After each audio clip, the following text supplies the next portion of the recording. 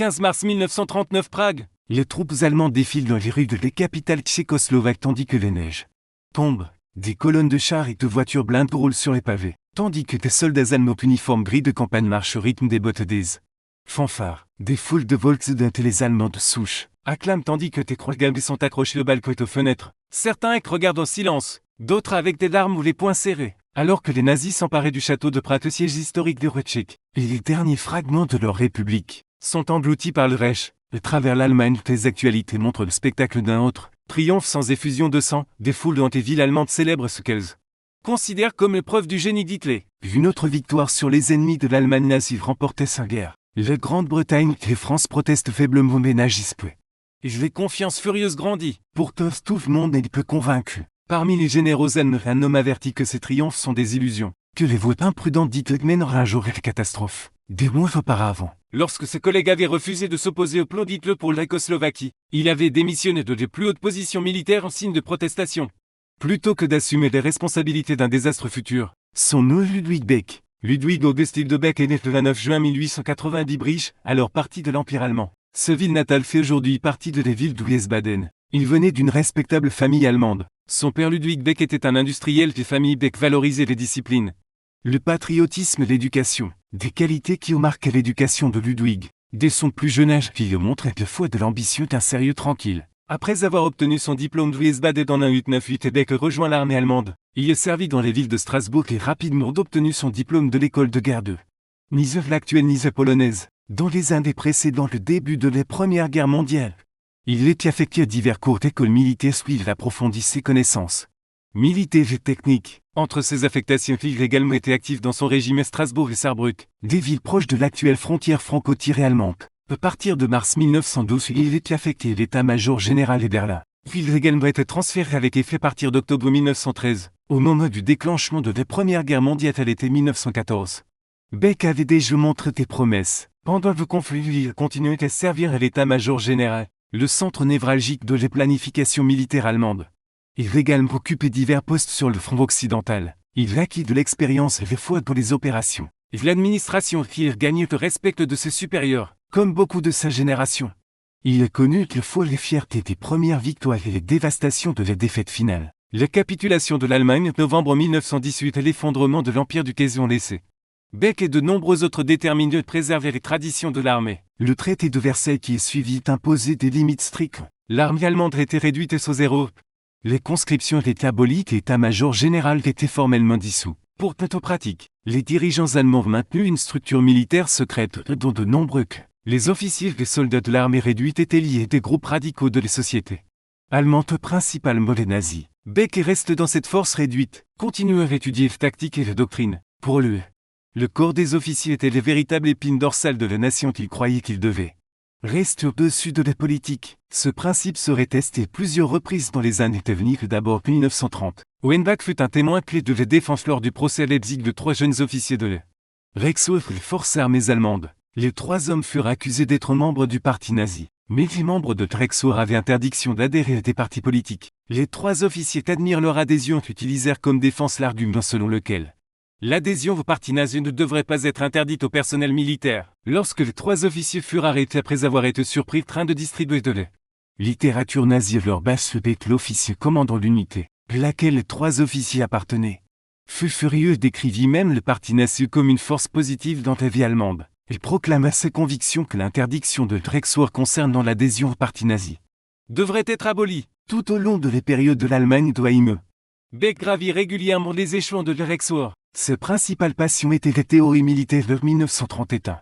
Il fit partie du groupe qui publiait le manuel d'opération de l'armée allemande. Ce manuel aide l'Allemagne nazie de ses victoires pendant la Seconde Guerre mondiale et la version révisée toujours utilisée ce jour. Lorsqu'il devint chancelier en 1933, Beck, comme la plupart des officiers, accepta le nouveau régime. Il écrivit même pour réaction à l'arrivée au pouvoir des nazis. Je souhaitais pendant des années les révolutions politiques et maintenant mes vœux sont exaucés. C'est le premier crayon d'espoir depuis 1918. Dans sa réaction, il est évident que l'armée avait peu d'amour pour les démocraties de la République de Weimar, et de nombreux officiers espéraient quitter et rétablir l'ordre après des années de troubles politiques. Beck n'était pas nassif, mais il soutenait le réarmement, le renouveau du prestige militaire. En 1933, il fut promu et devint le dernier chef du Jugendamt, Le successeur déguisé de l'état-major général allemand interdit. Cela fit de lui l'une des figures les plus importantes de sa reconstruction de la puissance militaire allemande durant les premières années du régime nazi. En juillet 1935, il devint chef de l'état-major général.